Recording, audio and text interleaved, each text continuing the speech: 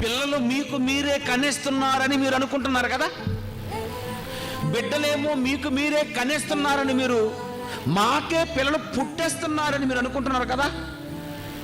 బిడ్డలు మీకు మీరే కనేస్తున్నారు అనుకోకూడదు.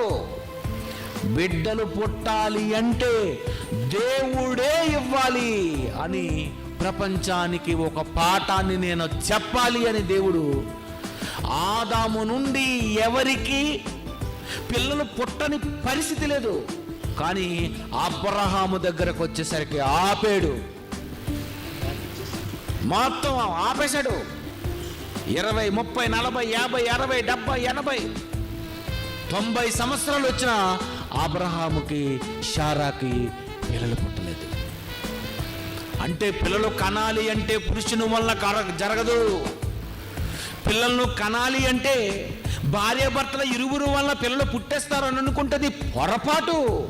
పిల్లలను కనాలి అంటే దేవుడే పిల్లలను ఇవ్వాలి అని ప్రపంచం తెలుసుకోవాలని, ఇదిగో మీదిటికి నేను వస్తాను, ఒక కుమారుడు నీకు పుడతాడు అని దేవుడు చెప్పాడు. ఎవరికి? అబ్రహాముకి. పిల్లల్ని ఇవ్వాలంటే నేనే ఇవ్వాలి.